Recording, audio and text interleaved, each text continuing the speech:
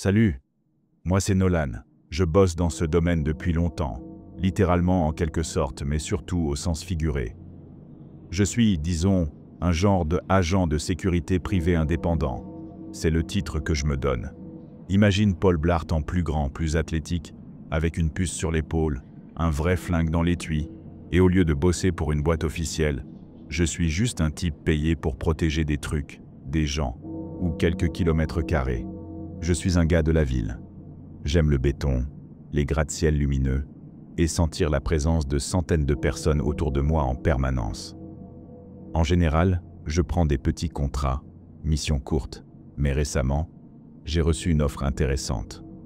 Un petit magnate, bien fringué, du genre à se laver les cheveux dans de l'argent liquide, m'a proposé un boulot. Protéger son terrain, la maison qui s'y trouve, son fils, lui-même, tous ses biens, et être payé suffisamment chaque année pour que mon plan retraite soit plein, avant même que mes cheveux commencent à grisonner. Pas une mauvaise offre, sauf que le terrain en question se trouve dans le fin fond des bois du Sud. Bon, tu vas te marrer. J'ai bossé dans la sécurité privée, cette merde de mercenaires glorifiés genre « prends un flingue et garde une porte ». Pendant un moment, je traîne sur le net. J'ai entendu assez d'histoires. Les bois, c'est un endroit avec lequel on ne plaisante pas. Des kilomètres de forêt dense qui peuvent engloutir n'importe qui. Un lieu où quelque chose habite depuis longtemps. Sérieusement, si tu balances quelques dizaines de millions pour construire un domaine, pourquoi le foutre en plein dans le Missouri, c'est ça? Je sais que c'est à la limite de plusieurs États. Bref, en plein cœur de la forêt Skinwalker. L'air ici est tellement saturé de pin que ça sent comme si quelqu'un essayait de couvrir l'odeur d'une voiture neuve avec un désodorisant bas de gamme. Sauf que là, l'odeur est authentique. Tu vois quand une odeur est tellement forte que tu as l'impression de pouvoir la couper au couteau? C'est ce que j'ai ressenti en sortant du SUV tout neuf de ce type, devant ce qu'il appelait son manoir d'été. Tu vois cet endroit en Argentine? Celui où, selon les théories du web bizarre, Hitler se serait réfugié après sa fuite en Atlantique? Eh bien ça y ressemblait, presque identique, sauf qu'il avait rajouté des centaines de lampes, des fenêtres brillantes toutes neuves et une coupe de haies. Voilà, le domaine Casamotte. Rien de particulièrement anormal au premier abord. Toute cette lumière, c'était peut-être juste le bon vieux réflexe, peur du noir, allume toutes les lampes de la maison qu'on avait gamin, sauf qu'ici c'est à l'échelle d'un manoir, parce qu'on est encerclé par des kilomètres de forêt. Mais il y avait quand même 2 ou 3 trucs qui m'ont paru bizarres. Le domaine avait un mur de périmètre, normal avec les risques, ours, loups, voire tarés occasionnels dans les bois. Ce qui m'a paru bizarre, c'était la forme irrégulière des pics, le fait qu'ils étaient entourés de fils barbelés, de fils de fer tranchants, avec des projecteurs orientés vers la forêt. Ça fait beaucoup d'argent dépensé en métal, pour au pire un ours ou un hippie camé. Et une sacrée dépense d'énergie, juste pour voir arriver les choses de tous les angles? J'ai posé la question à Théodore, le père du gamin, mon employeur, et il m'a simplement répondu que c'était pour une sécurité renforcée. Soit, qu'est-ce que je pouvais dire? Qu'il en faisait trop? Je suis moi-même du genre à dormir avec 5 couteaux dans la pièce, la porte verrouillée et un œil ouvert. Mais c'était pas le système de sécurité qui me mettait mal à l'aise. C'était toutes les griffures sur le mur extérieur, trop violentes pour avoir été faites par un ours. Maintenant que t'as le contexte, les choses sont devenues bizarres. J'ai dit que je suis un gars de la ville, hein? Presque 3 décennies à Chicago, et me voilà parachuté au milieu des bois pour garder quelques centaines de mètres carrés perdus dans le sud profond. N'importe qui serait un peu nerveux. Mais cet endroit, la ville à quelques kilomètres sur la route forestière, les murs d'arbres, des centaines de milliers de pins, qui semblent étouffer toute forme de vie dans un voile sans fin de forêt. Je suis un homme de terrain. J'ai pas toujours bossé dans la sécurité privée. J'aime les boulots plus musclés, ce genre de tafs où tu portes des rangers et un col renforcé, avec une mentalité de guerrier. J'ai eu affaire à pas mal de monde, des centaines de types différents, des camés, des imbéciles, des « tu sais qui je suis ?» des tarés assis près des poubelles avec un boombox et juste des chaussettes. Ce que je veux dire, c'est que j'en ai vu des trucs. Beaucoup. Alors quand le soleil commence à se coucher et que toutes les alarmes dans ma tête se déclenchent, c'est pas du bluff. Un de mes boulots ici, c'est de faire la ronde du mur. Franchement, c'est pas le plus chiant, ça me permet de sortir, respirer un peu, inspecter cette structure de pierre qui donnerait des flashbacks aux Berlinois de l'Est et voir les projecteurs de nuit. Une semaine après mon arrivée, j'ai même dû faire de la maintenance dessus.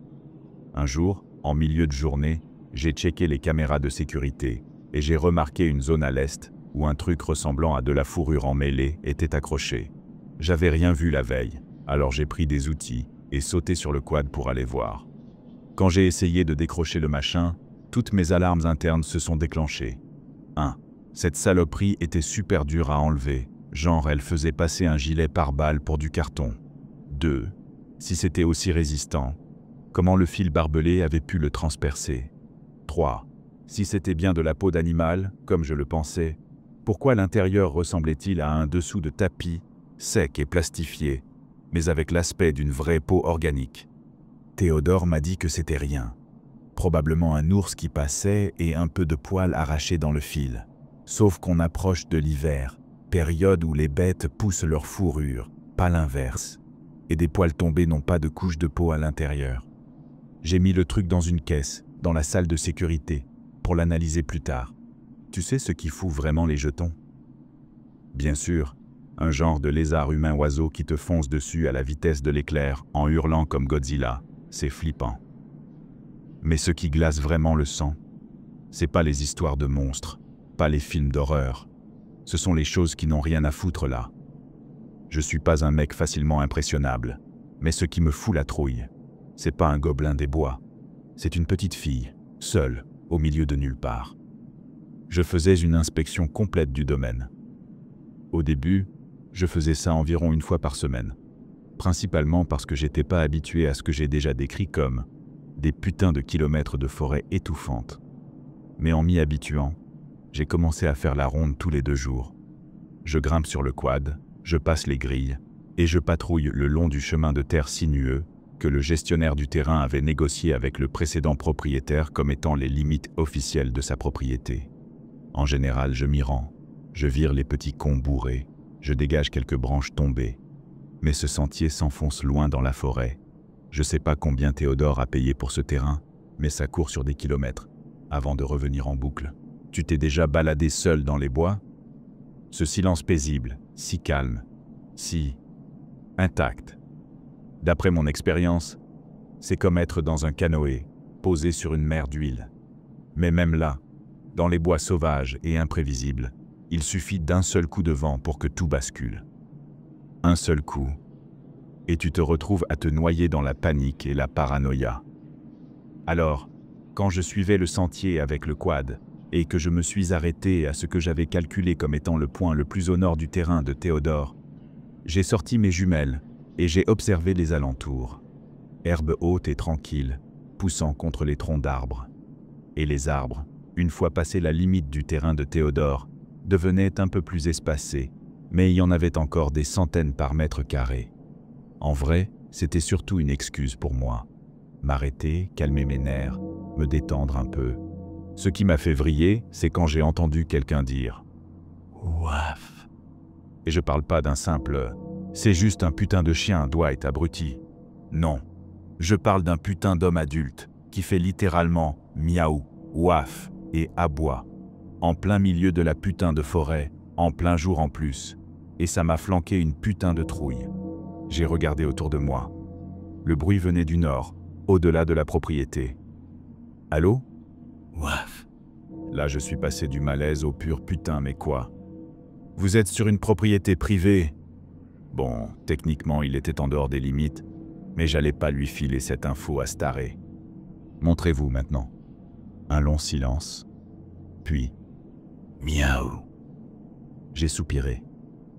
Arrête tes conneries, montre-toi maintenant. Ce qui s'est passé après m'a fait choper directement le fusil accroché à l'arrière du quad. Sur la droite du véhicule, pile dans l'axe de la maison, une tête a surgi. Et je parle pas d'un type hirsute, d'un pédophile ou je sais pas quoi. Même si, soyons clairs, Qui d'autre traîne dans les bois comme ça? Non. Ce qui est apparu, c'est une tête totalement lisse. Tu vois ces jouets pour enfants, où tu verses un truc dans un moule et tu ressors une figurine? Imagine ça, mais super bien fait, en version adulte. Une tête masculine, sans cheveux, sans sourcils, sans cils, sans lèvres. Dès qu'elle est sortie, elle m'a fixé avec des yeux blancs, à pupilles dilatées, et sans même bouger les lèvres de sa bouche à peine entr'ouverte, elle a dit « Coucou. » J'ai failli me casser la gueule de surprise.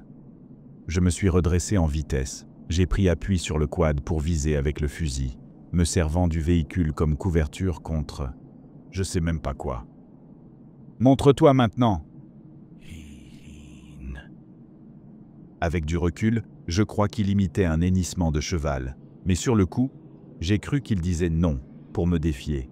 Alors je me suis levé et j'ai hurlé « Sors de ta planque ou je tire !»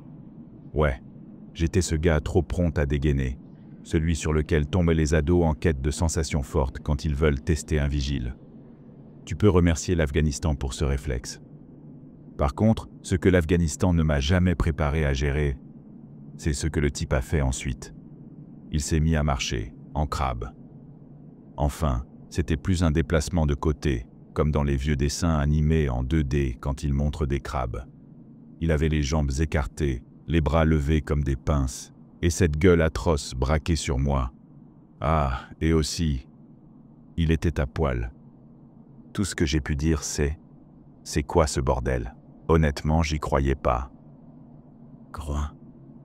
Puis il s'est tourné vers le nord, à 90 degrés, et il s'est mis à galoper à au moins 80 km/h. Après quelques mètres, il avait disparu dans les fourrés. C'est quoi ce bordel? Je l'ai entendu depuis, mais je l'ai jamais revu. Et le fait que Théodore ait simplement balayé ça d'un revers de main, ça m'a pas franchement rassuré.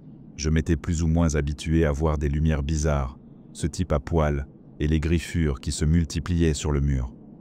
À force, je suppose. Et puis, j'ai rencontré Tim il y a quelques nuits.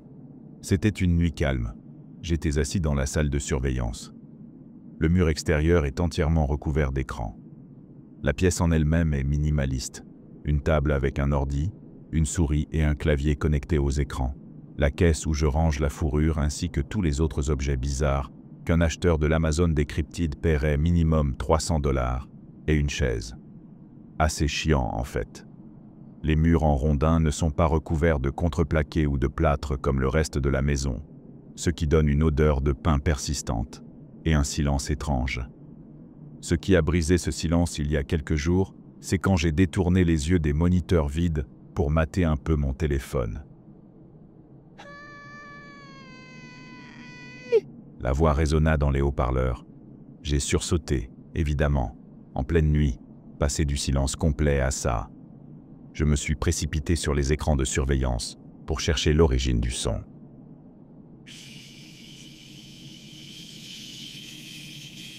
Rien à l'arrière, rien dans la cour principale. La voix semblait au bord de la rupture, comme si les cordes vocales allaient lâcher. Finalement, j'ai fait ce que j'aurais dû faire dès le début, au lieu de paniquer devant les écrans. J'ai regardé les capteurs audio. Le son venait de l'interphone à la grille principale. Je me suis précipité sur la caméra orientée vers l'entrée et j'ai aperçu une sorte de silhouette blanche avec un poteau en métal. J'ai pas très bien vu, alors j'ai basculé sur la caméra principale de la grille. Et ce que j'ai vu m'a laissé surpris, pas choqué, juste déconcerté. Un squelette de salle de science. Oui, un de ces squelettes en plastique qu'on trouve dans les labos d'école. Le poteau en métal, c'était en fait le support à roulettes auquel il était suspendu. Je suis resté là, figé. Je m'attendais à quoi? Un tueur en série? Le fait d'avoir vu cette silhouette blanche de loin avait activé mes alarmes mentales, sûrement à force de lire trop d'histoires d'horreur amérindiennes. Mais ça… Hey! La voix venait du squelette, ou du moins, c'est ce que je croyais. Elle sortait bien de l'interphone, donc ça pouvait être un leurre. avec quelqu'un caché derrière en train de crier. J'ai appuyé sur le micro et j'ai répondu « Vous êtes sur une propriété privée ». Long silence. Puis « Hey! Hey! Hey! Hey !» Le squelette restait immobile, son regard vide figé sur moi. Qu'est-ce que c'est que ce bordel? C'est quoi ce putain de délire? Hey! Quelqu'un cherchait clairement à attirer l'attention vers la grille. J'ai soupiré, attrapé mon fusil, mais vu la proximité, j'ai aussi pris le Beretta dans le casier sous la table. En traversant la maison, je suis passé devant John, le fils de Théodore. « John, monte à l'étage et enferme-toi dans ta chambre. » Il soupira en détournant les yeux de son jeu sur Xbox. « Pourquoi ?» Un type à la grille. Ça pourrait être une tentative d'intrusion. Rien d'autre à signaler, mais ce type attire l'attention. John marqua une pause pendant que je déverrouillais la porte. Sa question m'a stoppé net. « C'est un squelette ?» Je me suis figé, croisant le regard du gamin de 16 ans. Un bref silence et un « Hey !» s'est échappé par la fente de la porte. Possiblement. « C'est juste Tim. » J'ai cligné des yeux, secouant légèrement la tête. « Tim ?» Ouais, un squelette. Il apparaît et il hurle à la grille. Papa me dit juste de l'ignorer et de monter le son. C'est incroyablement dangereux. John me regarda, visiblement confus. Genre, pourquoi? Un mec hurle à la grille, crée une distraction évidente, et ton père laisse faire. C'est pas une personne, c'est un squelette. Et papa dit d'ignorer ce qui traîne la nuit. C'est là que j'ai remarqué un détail. Le salon et toutes les fenêtres des pièces du rez-de-chaussée qui étaient trop grandes pour de simples stores étaient placées au-dessus de la hauteur des yeux. Plus facile de ne rien voir, la nuit. Bon, je vais aller parler à Tim. Non. Je me suis arrêté net. Ce mot-là, dit avec autant de fermeté par un gamin, m'avait plus marqué que tout ce qu'un adulte m'avait dit ces 8 dernières années. Pourquoi? C'est comme ça qu'on a perdu Richie. Pour contexte, Richie, c'était un Rottweiler qu'ils avaient quelques années plus tôt. Disparu. Le père avait prétendu qu'il avait suivi un ours. Un mec était à la grille et papa l'a envoyé l'attaquer. Je savais déjà la suite, mais j'avais pas envie de l'entendre. J'ai secoué la tête et je suis sorti. J'ai appuyé sur la télécommande de la grille que j'avais à la ceinture. Elle a commencé à s'ouvrir lentement. Je me suis mis en position de tir depuis le perron, observant les lourdes plaques d'acier coulisser sur leurs rails mécaniques. Je remercie intérieurement Théodore pour tous les projecteurs. La forêt ici, c'est un mur impénétrable de noir absolu, presque suffocant. Les lumières l'illuminent, rendent Tim encore plus visible. Et dès que je l'ai vu en plein, l'une de mes alarmes mentales s'est déclenchée. Tu vois, quand les grilles se sont ouvertes, je me suis souvenu d'un truc. Tim était positionné juste devant le récepteur, à quelques mètres à peine. Mais surtout, il était sur le côté droit de l'allée. Et quand les grilles se sont ouvertes, révélant le chemin de gravier entre les arbres noirs comme du charbon, il y avait quelque chose au milieu du sentier. Tim s'est interrompu net. La grille était assez ouverte pour qu'on puisse enfin se voir, lui et moi. Si c'était une diversion pour un cambriolage, ça aurait été largement suffisant, et une alarme se serait déclenchée si quelqu'un avait essayé d'entrer discrètement. Mais tout ce que j'ai vu, c'était moi, en train de pointer mon fusil sur un putain de squelette de salle de science, en plein milieu de la forêt. Putain de merde. J'ai contourné l'entrée en mode « cut the pie », c'est-à-dire j'ai sauté par-dessus le bord du porche et j'ai vérifié lentement le côté droit pour voir si quelqu'un s'y planquait. Rien. J'ai vérifié le côté gauche, en restant assez éloigné pour qu'ils aient au moins quelques mètres à courir s'ils essayaient quelque chose. Rien non plus. Je me suis arrêté, canon abaissé mais toujours épaulé. Faut dire que les projecteurs sont tellement puissants que si quelqu'un essayait de se cacher, tu le verrais. Le problème c'est que... il y avait personne. Je restais là, à fixer le côté gauche, quand Tim s'est remis à hurler. « Hey !» J'ai soupiré. Mais qu'est-ce que c'est que ce putain de bordel? Je me suis avancé vers la grille, j'ai jeté un œil autour du mur et j'ai fixé Tim. À ce stade, j'ai balayé les côtés gauche et droit du regard. Personne, rien, que dalle, juste moi et ce putain de squelette. L'air de la nuit, de plus en plus frais, me permettait de voir ma respiration. J'ai levé les yeux, essayant de localiser la lune. Presque minuit. Narc! Je me suis retourné d'un coup, reculant de quelques pas. Est-ce que le squelette venait de m'appeler un indique? J'ai abaissé mon fusil en me rendant compte que j'étais en train de viser un squelette, mais avec le recul, j'aurais peut-être dû rester sur mes gardes. Je l'ai observé quelques secondes, fixement. Puis je me suis dit « Merde !» et je me suis approché de lui. C'était bien un squelette, complètement nu, sans rien dessus. Pas de câble, pas de caméra, pas de haut-parleur, rien. Je me suis dit que c'était peut-être planqué dans le support, mais le tube était creux, et le son ne venait clairement pas d'un tuyau en métal. Je me suis éloigné de Tim, en me demandant encore une fois, avec conviction, « C'est quoi ce putain de délire ?»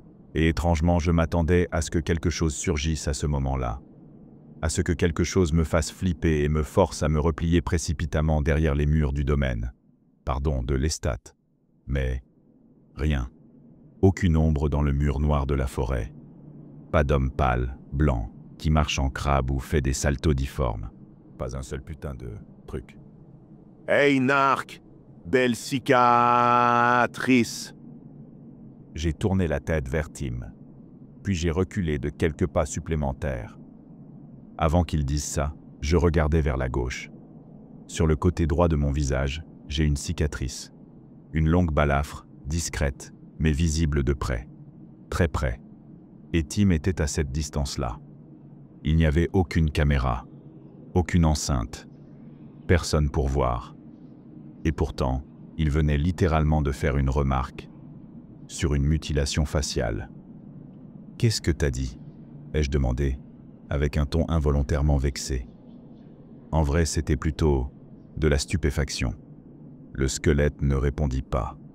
Quoi qu'il se passait, qui que ce soit derrière tout ça, il me prenait pour un con. Alors j'ai mis fin à la petite séance. Un bon coup de crosse dans la mâchoire du squelette, gracieusement offert par mon fusil. Puis j'ai tourné les talons et suis rentré dans la maison, appuyant sur le bouton pour refermer la grille.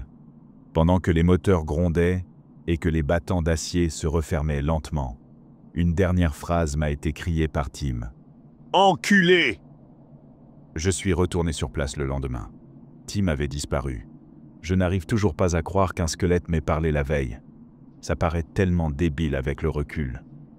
Et pourtant, ça collait étrangement bien à l'atmosphère du lieu. Voilà maintenant quelques semaines que je suis ici. Voilà une partie des conneries que j'ai vécues. Il s'est passé pas mal de trucs, et j'ai décidé de faire ce que toute personne qui a trop de temps libre et vit des événements paranormaux ferait, documenter tout ça en ligne. Enfin, un blog, je suppose. Un post? Je m'égare. Le fait est, j'ai encore plein de choses à raconter. Alors, quand je reviendrai sur ce foutu ordi portable, tu seras le premier à savoir. C'est Nolan, votre ami de la sécurité, perdu dans les bois. Il s'est passé beaucoup de choses. C'est pour ça que j'ai été occupé toute la foutue semaine. Et même aujourd'hui, on essaie encore de régler certaines choses. Donc pour cette raison, je vais essayer de tout raconter. Mais en deux parties. Tu vas sûrement me demander ce qui s'est passé, ou pourquoi on est aussi débordé. Mais crois-moi quand je te dis que d'ici demain, ce sera réglé, et tu auras toute l'histoire. Alors, tiens bon. Quelques notes au passage. Encore merci pour vos retours. Ils m'ont été utiles et m'ont permis de réfléchir un peu cette semaine. Avant d'entrer dans les événements, je vais répondre rapidement à quelques remarques. Certains étaient curieux à propos du type mince qui marche en crabe. Comme je l'ai dit, je ne l'ai pas revu depuis environ une semaine, mais j'ai décidé de chercher le témoignage d'un agent de secours qui en avait parlé. Franchement bluffant. Il n'y a pas de parc national ici à des dizaines de kilomètres à la ronde, voire plus. Ce qu'il décrit est assez similaire, bien que la créature que j'ai vue avait un visage, alors que la sienne n'en avait pas, d'après la description. Je garde ça en tête. Merci U/Magenta64. À cause de la nature du domaine et du contrat que j'ai signé, je ne peux pas révéler la localisation exacte du complexe ni des environs, même si c'est amusant d'avoir affaire à quelqu'un qui en sait plus qu'il ne le dit. Mais pour clarifier un peu, je peux au moins dire que la zone boisée, le domaine et la ville se trouvent quelque part dans le quart sud-est du Missouri. C'est tout ce que je peux dire. Merci U/KKOVACTION. Maintenant que c'est dit. Parlons de ce qui a été, sans aucun doute, la semaine, presque, la plus mouvementée de ma vie. Alors, tu te souviens peut-être de Tim? Eh bien moi aussi. Théodore m'a sorti une de ses excuses habituelles. Décoration d'Halloween. Insomnie. Il en sait plus qu'il ne veut bien le dire. Sérieusement, il le sait. Alors pourquoi mentir? Tu veux que je protège ta maison, pourquoi tu me dis pas ce qu'il y a vraiment dehors? Ou plutôt dedans? Ce matin-là, je me suis réveillé vers 6 heures. Mon rythme est calé comme ça. 5 heures de sommeil suffisent. Et je dors dans la salle de sécurité au cas où une alarme se déclenche. Bref, je me réveille. La maison est silencieuse comme une tombe. Et je vais chercher une boisson énergisante. Non, je bois pas de café. Jamais eu la patience de gâcher une semaine à trouver le bon mélange. Je digresse. Bref, maison silencieuse, normale. Ce qui n'était pas normal, c'était ce putain de froid. La maison fonctionne avec une vieille chaudière à bois et un chauffe-eau, mais la plupart du matos que Théodore a installé est ultra moderne, tout électrique. Ça consomme pas mal, mais ça maintient la maison à température constante 24 heures sur 24. Donc je trouve ça bizarre quand je me rends compte qu'il fait 10 degrés Celsius dans la baraque. Une coupure? Ça devrait pas. Toute l'électronique fonctionnait parfaitement, j'ai même vérifié les systèmes de sécurité, aucune baisse de tension. Une panne? Peut-être, mais si l'électricité saute, la vieille chaudière et le chauffe-eau doivent normalement prendre le relais. Bref, je descends, encore à moitié endormi après 20 minutes debout, et j'emporte mon Beretta, juste au cas où. Petit topo sur la cave. C'est une grande pièce rectangulaire, avec l'escalier au milieu. À gauche, le stockage. À droite, la chaudière, le chauffe-eau et les autres machines. J'allume, je descends, et là je remarque un truc. Tout est éteint. La flamme pilote de la chaudière est morte, le fourneau glacé, et le générateur électrique relié au chauffage ne bouge pas d'un poil. Pas une brise, pas une goutte d'eau. Flippant. Mais bon, ça allait pas se réparer tout seul. Je m'agenouille, j'essaie de rallumer la chaudière. Et là, je me sens mal. La cave ne donnait plus une impression de sécurité. C'était devenu hostile. Je ne me sentais pas juste observé, je me sentais haï, détesté, au point de jeter un œil derrière moi, au cas où un mec nu en train de marcher en crabe me fixait dans l'ombre. Rien. J'ai relancé la chaudière. Elle a redémarré. Une de réparée. Mais là, le bois dans le four? Quelque chose clochait. J'étais venu ici la veille. J'avais mis des bûches neuves. Elles étaient toujours là, mais totalement carbonisées. Comme si elles avaient brûlé et été écrasées. Même si elles s'étaient consumées durant une éventuelle panne de 5 heures. Elles ne devraient pas être aussi mortes et froides. Et c'est là que j'ai vu un truc qui m'a fait sortir mon arme et me plaquer contre le mur en béton. En tournant légèrement la tête à droite, du coin de l'œil, j'ai vu une paire de jambes. Mais une fois prête à tirer, adossée au mur, plus rien. Je sais ce que tu vas dire, c'est un putain de fantôme, barre-toi. Mais j'étais crevé. Et ce que j'ai vu était aussi gris que le béton autour. Donc, je me suis donné le bénéfice du doute. J'ai rajouté du bois. J'en ai marre de dégainer mon arme comme Rambo. À ce rythme, je vais finir par flinguer Théodore ou John par accident. Dernier élément, le générateur. Pas un de ces machins à essence pourrie de chez Kmart. Non, ce truc fait 1,50 m sur 2,50 m, a un écran tactile, un câble direct vers le réseau électrique souterrain et un verrou numérique. Seuls Théodore et moi avons le code. Donc non, ce n'était pas John, ni un intrus. Aucun système d'alarme n'a été déclenché. Et pourtant, quelqu'un a désactivé le chauffage et l'eau. Et je sentais toujours cette présence, ce regard pesant. Dans les bois, même avec leurs habitants étranges, je sais reconnaître quand je suis seul et quand je suis observé. Et là, je me sentais comme un gibier face à un ours. Heureusement, la salle de sécurité possède plus que des caméras. Le générateur, connecté au réseau, enregistre chaque fois qu'on entre un code. Comme un iPhone. Appli, écran de verrouillage, info, glissement, heure, à la putain de seconde près. J'ouvre les journaux d'accès, 3h17 du matin, soit environ 1h40 après que je me sois couché. Quelqu'un a saisi le code et l'a réussi à la 3e tentative. Seul Théodore et moi le connaissons. Moi, je dormais à poing fermé dans la salle de sécurité, verrouillée. Et je doute que Théodore se soit levé pour désactiver volontairement eau et chauffage pour rire. Alors quelque chose a accédé au générateur après plusieurs essais. Je vais voir Théodore. Il est dans son bureau, aussi joyeux qu'un type qui vient de voir Jésus ressuscité. Théodore. Bonjour Dwight. Tim t'a rendu visite dans tes rêves, Plaisanta-t-il. Dieu merci, non. Théodore. Le chauffage s'est coupé cette nuit. La chaudière, le fourneau aussi. Tout? C'était une panne? Non. Aucun arrêt du courant principal. C'est uniquement le générateur secondaire au sous-sol qui contrôle l'eau propre et le chauffage. Il réfléchit. Théodore, faut le dire, a toujours l'air satisfait. Le genre de sourire que Steve Jobs devait avoir quand il ordonnait à des enfants malaisiens de fabriquer ses iPhones. Peut-être une simple panne? Impossible. Quelqu'un ou quelque chose a accédé à l'écran tactile et l'a désactivé. Il a fallu 3 essais. C'était pas John. C'est un bon gosse. Et il connaît pas le code. Et je doute qu'il veuille dormir à 10 degrés Celsius en pleine forêt, ai-je dit en riant. Bon, Il s'interrompt, puis claque des doigts. essaie la caméra du générateur. Je l'ai regardé, un sourcil levé. Ton générateur a une caméra? Théodore acquiesce. Comme un iPhone. Je vous l'avais dit.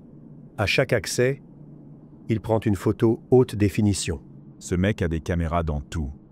Je commence à croire que même la chasse d'eau prend des selfies de mon cul. Mais bon, pratique. J'allais vérifier ça plus tard. J'avais d'abord autre chose à faire. Première chose, inspecter le périmètre. Le mur semblait intact, donc apparemment, pas d'attaque nocturne par Tim et sa putain d'armée squelettique. Le portail était resté fermé depuis la veille. Mais, c'est là que ça a merdé. Une portion du fil barbelé avait disparu. Et je le savais. Même avec le fil tranchant, plusieurs mètres de barbelé avaient été arrachés. En sortant avec le fusil pour vérifier, j'ai vu que 2 projecteurs étaient éteints. Ça, c'est mauvais. Une alarme aurait dû se déclencher quand ils se sont éteints. Et si quelque chose est venu assez près pour déchirer le barbelé, j'ai couru à la salle de sécurité, remplie de paranoïa. Putain de squelette, je savais que c'était une diversion. Je me suis laissé tomber dans la chaise, j'ai lancé les enregistrements. Au début, rien. Comme je l'ai dit, pas d'alarme, pas de détection de mouvement. Je pensais m'être trompé à propos de Tim. Les caméras à gauche n'ont rien montré pendant toute l'interrogation du squelette. Et puis, à 3h25 du matin, un projecteur clignote, puis s'éteint, puis celui juste à côté, puis celui d'après. Un segment d'1,50 m du mur, éteint. Comme ça. Et toute cette putain de technologie, inutile. Les détecteurs de mouvement étaient toujours actifs, et ils n'ont rien capté. Depuis la lumière encore allumée à l'intérieur, on pouvait à peine voir ce qu'il y avait dans le trou de pénombre. Tu te souviens quand j'ai dit que l'obscurité ici était étouffante, suffocante? Je ne plaisantais pas. Aucune lumière de ville, aucun halo des banlieues. C'est passé d'un simple affaiblissement de la lumière à un couloir d'obscurité totale. Je pouvais à peine distinguer le haut du mur, au-dessus des projecteurs grillés. Et quand je l'ai vu, pour te donner un peu de contexte, quand un corps gonfle dans l'eau, sa peau devient gorgée d'humidité. La chair se ramollit, prend un aspect spongieux. C'est ce genre de chair que j'ai vu. Une main grisâtre, maladive ou argentée, avec des ongles pas noirs, mais du sang séché dessous, des vaisseaux éclatés sous la peau. La chose a tendu le bras et a arraché le fil barbelé, littéralement. Elle l'a retiré comme on cueille une fleur. Et avant même que je comprenne, l'autre extrémité, Dieu seul sait sur combien de mètres, s'est détachée comme si elle avait été coupée net. Après ça, rien. Juste des images figées montrant l'obscurité, lentement chassée par la lumière du lever de soleil. Putain de merde. Non seulement cette saloperie a réussi à échapper à tous les systèmes d'alarme, mais elle aurait pu entrer ici tranquille, comme dans un moulin. Et tout ça pendant que je dormais à poing fermé. C'est grave, d'un niveau criminel. Un putain de désastre. On doit dégager de cet endroit. Théodore a tenté de minimiser. C'est une défaillance technique. Parfois, à cause de toute cette puissance, certaines ampoules lâchent. Remplace-les par les modèles renforcés. Et une putain de main est sortie de l'obscurité. Une espèce de monstre est venu jusqu'à ton complexe à plusieurs millions et a arraché du fil barbelé utilisé sur les bases militaires comme si c'était du fil à linge. Théodore se frotta les tempes. Tu dramatises, Dwight. Toi, tu minimises à mort. Ce n'était pas la peur qui me poussait à réagir. Je savais qu'on était en sécurité, pour l'instant. Quoi que ce soit, ça ne sortait que la nuit. Mais on devait foutre le camp. Et vite. Dwight. Le quinquagénaire ôta ses lunettes, repoussa ses cheveux noirs mêlés de gris et me regarda. Pourquoi je te paie, hein?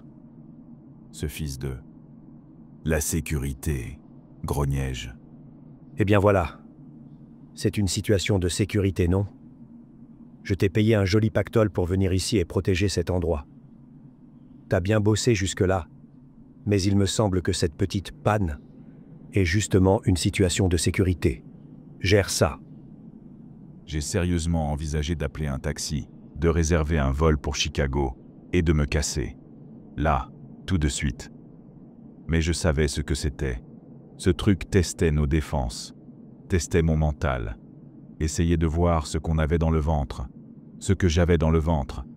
Un homme plus sage serait retourné à la civilisation, aurait loué une chambre dans un motel et qualifié cette aventure forestière de grosse putain d'erreur. Mais si je ne suis peut-être pas un homme sage, je suis sacrément audacieux. Des ampoules plus puissantes? Très bien. J'ai passé plusieurs heures à tout revisser, changer, renforcer les projecteurs. Les 48. Disons que j'ai passé ma journée à refaire le câblage du mur et à vérifier les capteurs de mouvement.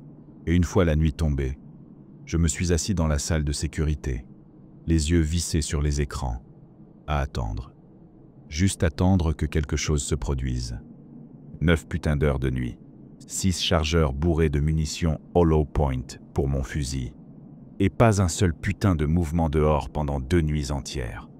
Ce truc, quoi que ce soit, avait fait son job. Il avait foutu le bordel dans ma tête. Mais la prochaine fois, il n'aurait pas autant de chance. Cela dit, je ne pouvais pas camper dans le complexe indéfiniment. J'avais encore un boulot à faire. Une tempête allait frapper dans les prochains jours. Pas énorme au niveau régional, mais bien assez pour tout tremper. Ce qui voulait dire vérifier que personne ne traînait sur le sentier ou dans les bois. Déjà qu'en plein jour, cet endroit fout les jetons, alors coincé en pleine drache avec une de ces saloperies autour. Non merci. Je ne chassais pas juste les campeurs, je leur rendais service. Et putain, qu'est-ce que ça faisait du bien de reprendre le quad. Le vent dans le visage, le soleil au-dessus. Était-ce le courage de savoir que j'avais assez d'armement pour stopper un ours, ou juste la certitude que quoi que ce soit, ça n'osait pas sortir en plein jour? Peu importe. C'était bon de rouler dans ces bois. Faut dire que quand tu fais assez de patrouilles, tu finis par repérer certains points de repère. Même dans une forêt, ça aide à pas se perdre. Le chêne géant, la petite falaise, le tas d'arbres effondrés les uns sur les autres. Le gros rocher pointé vers le ciel, le terrier de renard, le natif américain, les aigles. Attends, j'ai pilé comme un malade, pile au moment où mon quad passait une petite bosse. Il a décollé une seconde, puis a atterri en freinant brutalement. Je me suis retourné et j'ai regardé l'endroit exact où je venais de passer. Un type à la peau hâlée, un bracelet de cerre autour du poignet, peinture de guerre sur les yeux, crâne rasé sauf une crête iroquoise, plume d'aigle dans les cheveux. Je me souviens de lui comme si c'était une photo. Mon cerveau l'avait enregistré. avant que je réalise quelque chose. Les natifs de cette région ont été déplacés en Oklahoma il y a des siècles. Je regarde à nouveau, rien, plus rien, à part une colonne de fumée, à quelques mètres derrière l'endroit où il était. Putain de merde. J'ai dégainé le fusil, armé la culasse et glissé une balle dans la chambre. Pas cette fois, saloperie. J'ai rampé dans les hautes herbes, contourné un gros rocher, et juste là, derrière, une petite colonne de fumée. C'était sur le côté droit du sentier. Techniquement, ce n'était pas sur la propriété, mais un arrêté local avait pourtant été donné. Tous les campeurs devaient dégager des bois avant l'arrivée de la pluie. J'ai contourné un virage en restant accroupi, et je suis tombé sur un campement. Qui putain campe ici? Qu'est-ce qui aurait l'idée de camper ici, sérieusement? Je me suis approché du camp. Il n'y avait pas grand-chose. Une tente, une marmite de cuisine, un sac suspendu pour éloigner les bêtes. Sauf qu'il n'y a même pas d'ours dans cette région. Je me suis approché de la tente et j'ai jeté un œil à l'intérieur, en soulevant le rabat. Un sac de couchage, avec quelqu'un dedans. « Hey !» ai-je lancé de ma voix la plus flic. Le sac bougea, mais aucune réponse. « Excusez-moi » un murmure, probablement masculin, et la personne bougea un peu. Je soupirai, saisis le haut du sac de couchage et le tirai d'un coup. L'homme sursauta. Je vis un type jeune, genre chasseur, peau mate, barbe complète, peut-être dans la trentaine. Quoi? Oh, hey! Dit-il, avec un ton soudainement enthousiaste, se redressant aussi vite que possible dans une tente. Je gardais mon arme épaulée, mais le canon dirigé vers le sol. « Vous êtes sur une propriété privée, monsieur ?» Je dis ça souvent ces temps-ci. Personne ne semble capter le message. Propriété privée. Attendez, il y a des gens qui vivent par ici? Oui ?» répondis-je, un sourcil levé. Oh, merci mon Dieu.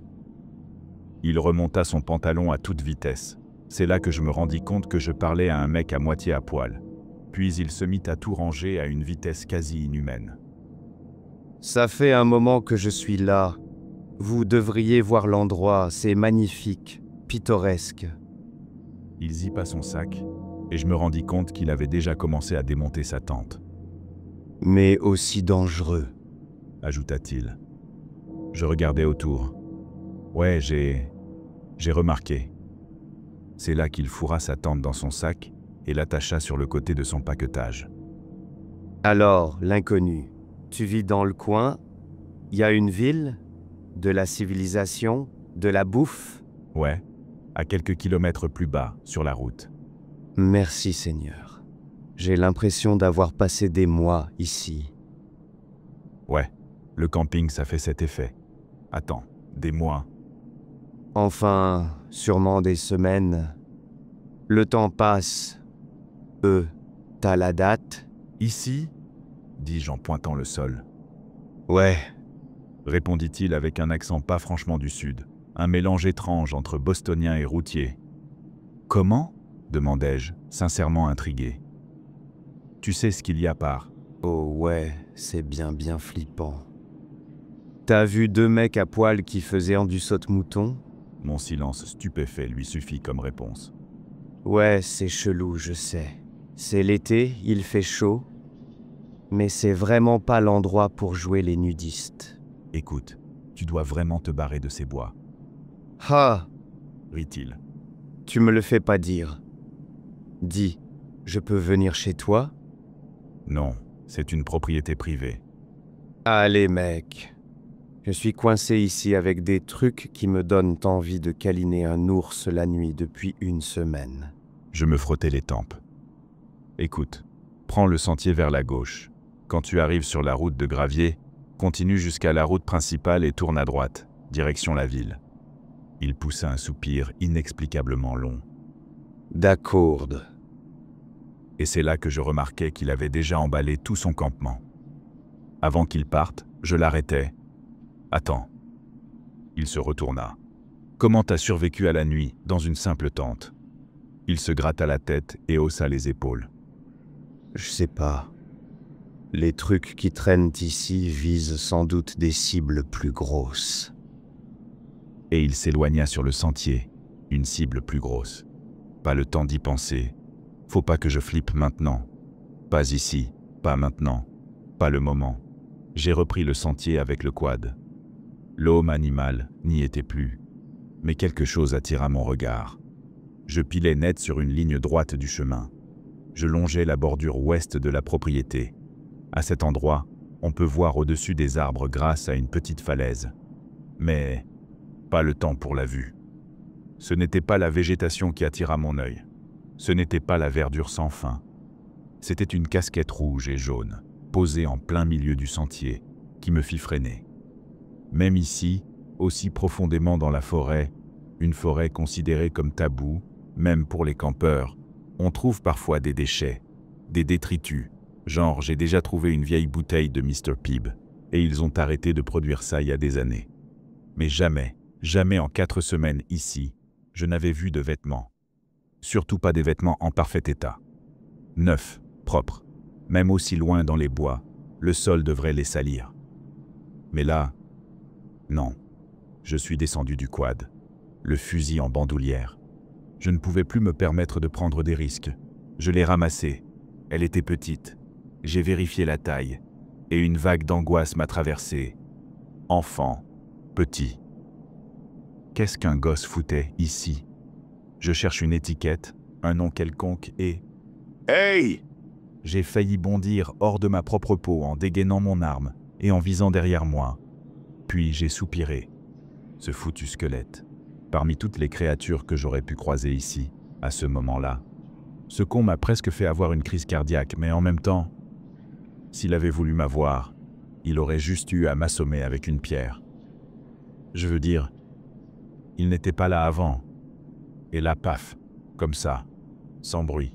« Salut, Tim !» ai-je dit, retournant examiner la casquette. Narc! Je ne savais toujours pas qui animait cette marionnette. Je refusais encore de croire que c'était un foutu objet vivant. Mais il n'était pas hostile. Alors j'ai décidé de jouer le jeu. J'ai soulevé la casquette par la visière. « Tu sais ce que c'est, Tim ?» Silence. C'était quoi ça? Un genre de délire. Ne me regarde pas, sinon je parle pas. J'ai inspecté davantage la casquette et j'ai trouvé quelque chose écrit à l'arrière. Omen, narc. J'ai levé les yeux vers mon pote couleur cocaille d'œuf. Quoi? Omen? J'ai regardé de nouveau à l'intérieur. Sur la doublure, au marqueur noir, était écrit « Danny ». J'ai montré l'arrière à Tim. « Tu connais un certain Danny ?» Encore une fois, silence de pierre. Parfait. Je tiens dans les mains un présage, une casquette d'enfant avec un prénom écrit dessus, et le seul être à qui je peux poser la question joue à devine à quoi je pense. Aucun signe de vie, pas un cheveu, rien, presque comme. Lui, J'ai brusquement levé la tête vers Tim. homme-herbe. L'homme-herbe? J'étais tellement choqué qu'il me parlait directement que j'ai oublié ce que je faisais. C'est qui ça, l'homme-herbe? Il n'y avait pas d'herbe sur la casquette.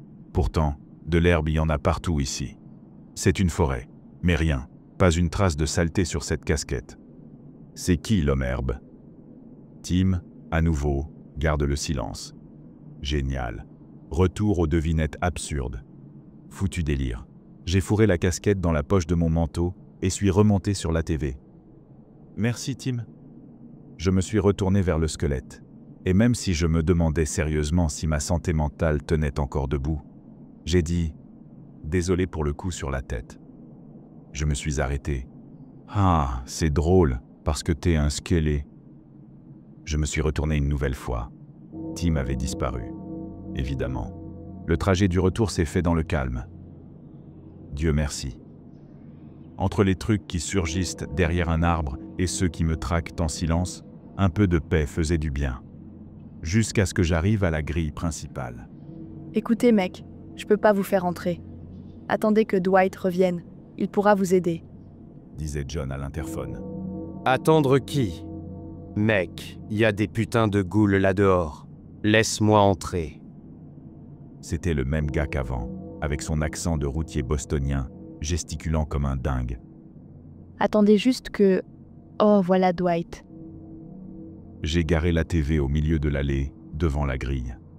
Le type s'est retourné et un sourire s'est affiché sur son visage. Et... Il claqua des doigts, tentant de retrouver mon prénom, que je ne lui avais jamais donné. Dwight, Dwight! C'est ça! s'exclama-t-il, ravi. Bien sûr. Je croyais t'avoir dit de prendre la route. Allez, man! Il commence à faire noir. Et c'est flippant comme pas possible là dehors. Je peux passer la nuit ici? Mon regard a dû dire « Tu te fous de moi, là ?» Mais son visage n'exprimait aucune hostilité. Quand tu bosses aussi longtemps que moi dans ce métier, tu sais lire un visage. Il devait faire 1,78 m environ. On aurait dit un routier du Minnesota qui avait décidé de jouer les Spetsnaz. Mais il avait l'air sincère. Finalement, j'ai soupiré. Je vais en parler à mon patron. Tu peux rester pour la nuit. Mais tu restes à vue de moi à tout moment. Le gars a poussé un soupir de soulagement. Et là, j'ai su qu'il disait la vérité. Il était soulagé pour de vrai. On a enfin eu l'occasion de discuter un peu. Il s'appelle Isaac, il est chauffeur routier, je le savais, vient de Nouvelle-Angleterre, je le savais aussi, et son camion est tombé en rade au Texas après une longue livraison. Il a décidé de camper quelques kilomètres plus loin, le temps que ça se règle. Résultat, il s'est tapé 3 états de forêt avant de tomber sur moi. Le Texas ? Ai-je dit, incrédule, en tournant sur ma chaise dans la salle de surveillance. Yep, dit-il, assis dans un coin où il avait monté sa tente. Dedans. Je juge pas. Ça nous donne un peu d'intimité à tous les deux. Je sais ce que vous allez me dire ou penser. C'est un putain de sorcier métamorphe que t'as ramassé dans les bois et t'as juste dit « Ouais, entre chez moi ». Et ouais, pour la deuxième partie, vous avez peut-être raison. Mais je sais pas. Que ce soit à cause de son comportement presque translucide, ou parce qu'il a eu 1000 occasions de me planter dans le dos, dont 2 pendant que j'écrivais ces lignes, j'ai enterré mes doutes. Pour l'instant. On verra plus tard. Ce qui n'attendra pas, par contre, c'est ce qui s'est passé le lendemain. Isaac avait fait un peu de radio pirate dans sa jeunesse. Il m'a montré comment régler les caméras en mode panoramique, comment configurer les radios sur une fréquence discrète. Et comme je suis le chef de la sécurité, et aussi l'unique membre de la sécurité du domaine Casamot, j'ai décidé qu'il pouvait rembourser son hébergement avec un peu de boulot. Tout allait bien jusqu'à ce qu'on soit dans le salon, Isaac et moi. Dehors, la tempête faisait rage. Alors, on laissait les systèmes faire le boulot, et on s'était mis devant la télé, basculé sur le câble, en train de regarder le générique d'un film. « Putain, ce film était nul », dit Isaac, allongé de tout son long sur le canapé. Quand je lui ai dit « Fais comme chez toi », il a pris ça très au sérieux. « C'est pour ça qu'on devrait arrêter de mater des films de série Z sur Netflix. Pas un putain de réalisateur là-dessus sait faire. » Il attrapa un paquet de chips, hochant la tête. À ce moment précis, une bourrasque frappa les fenêtres au-dessus des murs du salon, par-dessus la pluie déjà violente. Il plaisanta. « Si on sortait une caméra maintenant, on ferait le meilleur court-métrage found footage de l'année. » J'ai ri, parce que c'était vrai. Tu te demandes sûrement, pourquoi tu racontes tout ça? Parce que les choses sont passées de 0 à 60 000 en une seconde. Notre rire a été interrompu quand John est arrivé en courant dans le salon. « Dwight, quelqu'un appelle à l'aide. » Je me suis levé d'un bond, Isaac aussi. « Quoi ?» Un gosse à la radio. Pour info, il parlait de l'un des capteurs de mouvement. Ils sont placés tout autour du mur, mais aussi à intervalles réguliers le long du sentier. Leur fonctionnement, quand quelque chose entre dans leur champ, ils enregistrent les bruits de pas, forment une carte sonore circulaire et captent les sons autour. À travers le bruit de la pluie, on entendait les cris d'un enfant, des sanglots, des appels à l'aide, à destination de personne en particulier, apparemment. Ça venait du capteur numéro 6, le plus au nord, près de l'arche qui marque la limite nord du sentier. « Tu vas pas sérieusement y aller ?» demanda Isaac, impuissant, alors que je fermais ma parka imperméable. « Si ce gamin est là dehors... » Oh, fais pas chier, sérieux. J'ai fermé la fermeture. 2 pans façon trench coat pendèrent dans le dos pour protéger mes jambes et mes poches arrière. Il s'est planté devant moi, face à face. « T'as vu ce qu'il y a là dehors. Mais moi, j'en ai vu encore plus. Ces trucs, surtout dans cette partie de la forêt, ils t'attirent. Ils imitent n'importe quoi. J'ai entendu cette voix de gosse 6 fois cette semaine, juste devant ma tente. Tu vas marcher droit dans un piège. » J'ai trouvé la casquette du gamin aujourd'hui, dis-je en le fixant droit dans les yeux, tout en chambrant une cartouche dans le Winchester et en attachant à ma ceinture les chargeurs pleins. Peut-être que t'as entendu autre chose, mais mon instinct me dit qu'il y a une bonne chance qu'il soit vraiment là dehors. « Et si c'est pas un gamin ?» cria-t-il en levant les bras. « Et si c'en est un ?» lui ai-je hurlé, les bras levés à mon tour. « Tu iras dire ça à sa mère, toi !» De quoi vous parlez? Qu'est-ce qu'il y a dehors? On se retourna tous les deux vers John, debout dans l'encadrement de la porte. Le gamin est malin, la tête bien vissée. Mais bon sang, j'avais déjà vu cette expression. Une pure incompréhension totale. Le même regard que j'avais la première nuit en patrouille. Isaac soupira. « Tu veux dire que ce gosse vit dans ces bois hantés depuis toujours et il sait même pas ce qu'il y a là dehors ?» Isaac, je l'ai coupé sèchement. Le routier se tut, se racla la gorge. « On t'expliquera plus tard, gamin. » J'ai regardé John droit dans les yeux. « Ton père t'expliquera. » Isaac, prends la radio. J'ai attrapé le petit talkie-walkie accroché à mon gilet tactique et parlé dedans. « Test, test. » Une voix est sortie dans l'oreillette. « Test, test !» Les pleurs du gamin résonnaient encore. Des appels à l'aide qui m'ont glacé le sang. Je regardais dehors, dans cette nuit noire et pluvieuse, assis sur mon ATV, le fusil en bandoulière, éclairé seulement par les phares de cette mobilette glorifiée. Et là, un gouffre s'est ouvert dans mon estomac. Puis il s'est enfoncé, peut-être parce que je savais qu'un enfant était possiblement dehors, peut-être parce que j'avais un point 308 sur le dos, ou peut-être parce que j'étais à peine à 1 kilomètre de là, à travers ce foutu sentier boueux, l'ATV luttant contre la terre et la pluie. Mon esprit devait être une forteresse, forgée d'acier. Les rires dans les bois et les ombres qui flottaient n'aidaient pas. « Dwight, Dwight, tu m'entends ?» La voix d'Isaac grésilla dans la radio. Difficilement, j'ai décroché une main du guidon trempé. « Je suis là, Isaac. Je suis presque au virage. » Dwight, le gosse, parti. Je ne sais toujours pas ce qui a bousillé la transmission. L'eau, la boue ou autre chose. Mais la radio est morte. Avant même de réagir, ma main était déjà revenue sur le guidon, quand les pneus avant se sont figés brusquement, manquant de me faire voler par-dessus. C'est quoi ce bordel? La TV était encore allumée. J'ai tenté la marche arrière. Les roues arrière patinaient, l'avant aussi, puis se sont bloquées. Je me suis penché pour regarder, et l'horreur m'a envahi. Une ligne de fil barbelé s'étendait à travers le sentier boueux. Les 2 pneus avant étaient complètement coincés dedans. Et à force de reculer, j'avais empêtré tout le système. Putain de merde. Putain. Docteur. Merde. Fais chier. Fais chier. J'ai tenté de reculer encore, sans succès. J'ai essayé de voir où le fil menait. Il allait jusqu'à 2 arbres opposés, attachés fermement. Un piège. Un putain de piège. J'aurais dû écouter Isaac. J'aurais dû écouter mon instinct, sous tout ce vernis de bravoure et de sauvetage d'enfant.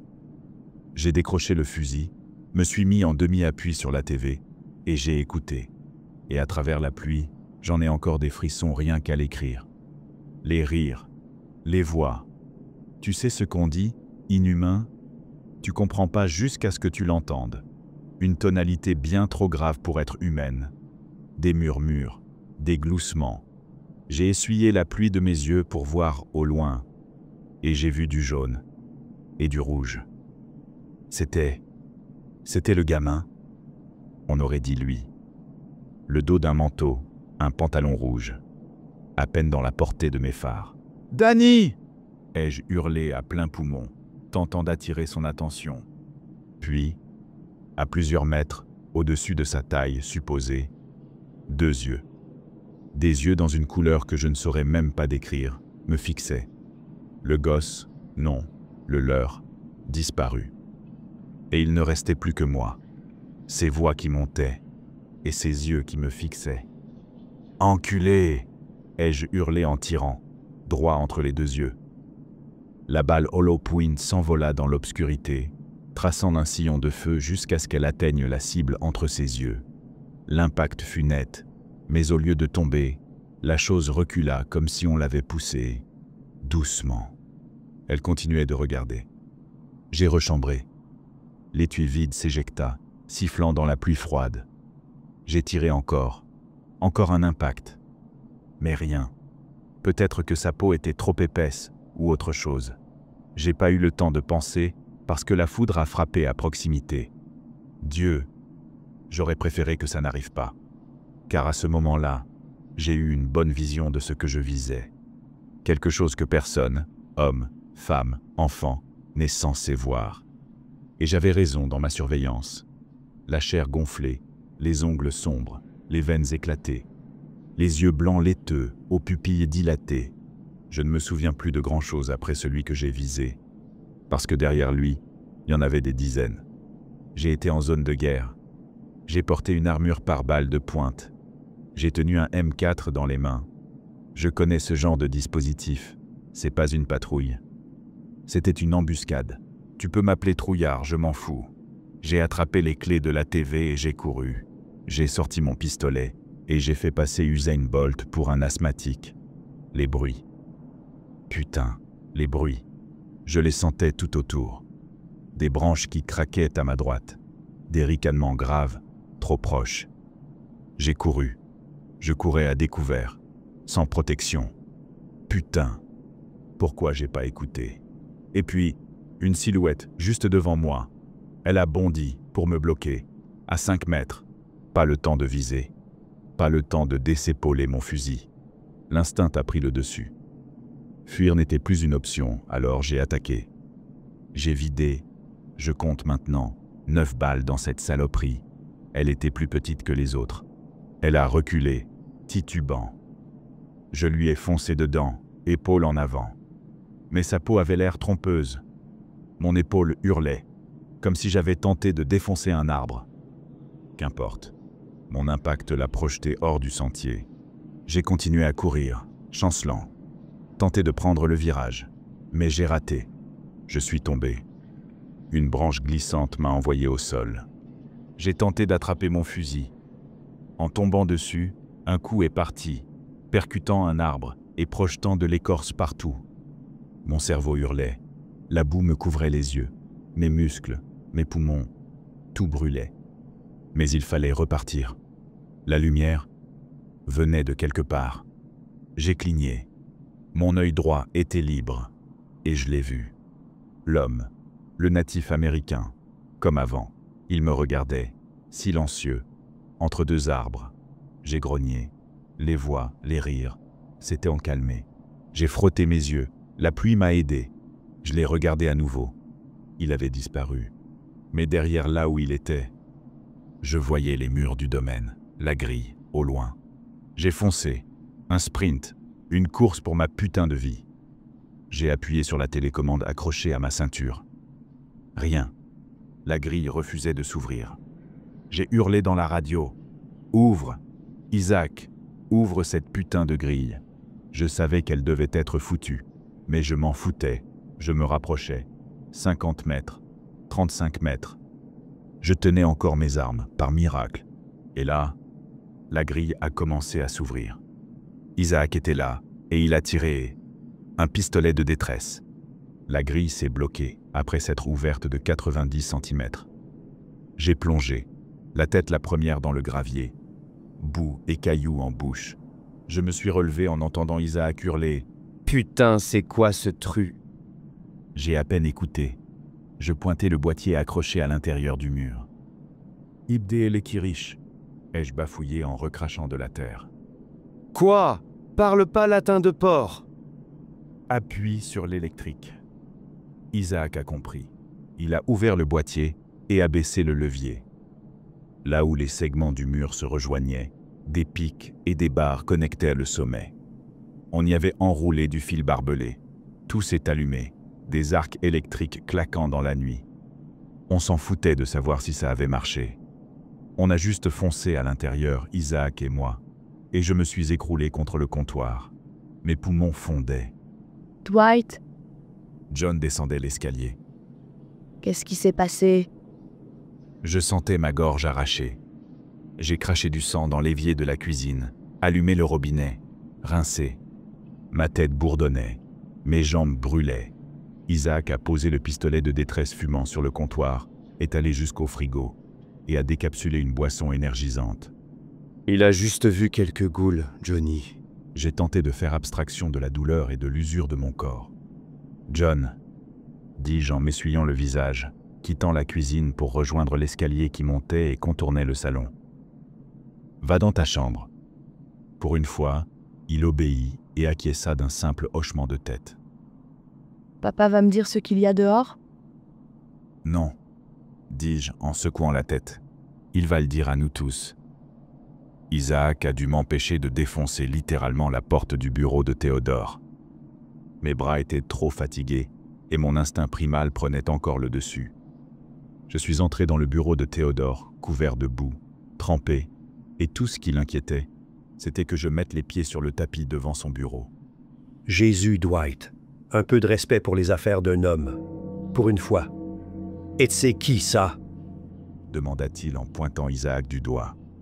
Je réalisais que j'avais oublié de lui parler de notre nouvel ami. Isaac répondit immédiatement. Isaac, monsieur. Isaac. Qui t'a laissé entrer? Dwight! Eh bien, il allait... On allait... Mais tu sais, la pluie, la tempête, un enfant disparu, toi qui ne sors jamais de ce bureau, apparemment. Isaac se grattait l'arrière de la tête, tentant maladroitement de me défendre. Jésus, Nolan. Je croyais t'avoir payé pour... Je claquais ma main sur les papiers devant lui, me penchant par-dessus le bureau. Écoute-moi bien. Dwight, ces papiers sont... La ferme, ai-je craché, au sens propre comme au figuré. Il a reçu un peu de boue en pleine figure et a compris le message. Il s'est tu. Je viens littéralement de courir à travers toute une putain de forêt pour sauver un gamin disparu. Résultat, le gamin n'était même pas là. Juste des choses, putain, des choses dont tu ne m'as jamais parlé. Et que tu refuses encore de me dire. Isaac renifla l'air et me lança un regard. Bon sang. T'as pissé dans ton froc. Le regard que je lui ai renvoyé a suffi à le faire changer d'avis. Merde. Ouais, désolé. Je ne peux pas protéger toi, ton fils, ton terrain, ou cette putain de baraque, si tout ce qu'on me donne, c'est un fusil de chasse pour endormir les cerfs, un pistolet et une tonne d'excuses à la con. Dwight, je comprends pas vraiment. Oh, si tu comprends très bien. Tu n'as pas dépensé des millions pour construire une maison ici sans savoir ce qui rôde juste sous ton nez. Tu vas parler, ou on ira tous les trois faire une petite promenade dans le parc là-dehors, et tu pourras demander toi-même ce qu'il est arrivé à Danny. Danny? Il n'avait pas l'air vraiment surpris, plutôt déstabilisé. J'ai expliqué. Un gamin, quelqu'un qui semble avoir disparu dans tes bois. Un enfant disparu? Ouais. Isaac secoua la tête et se tourna vers moi. Écoute, Dwight. Je parie que ce type cache des saloperies dans son placard. Je te parie 5 $ que Danny est enterré sous la maie. D'accord. D'accord. Ça suffit. Théodore retira ses lunettes et se frotta les tempes. Malheureusement, je n'ai plus de temps. Écrire tout ça, cet immense bordel, m'a déjà pris des plombes. Quand je reviendrai, je vous raconterai ce qu'on s'est dit, tous les trois. Mais croyez-moi, c'est précisément la raison pour laquelle, après le nettoyage post-tempête, on a reçu plusieurs milliers de dollars de budget pour renforcer la sécurité. Et pourquoi on part en ville demain? On va aller au fond de cette histoire. Je reviendrai dès que possible, j'espère plus tôt que la dernière fois, pour vous raconter ce qu'on a découvert.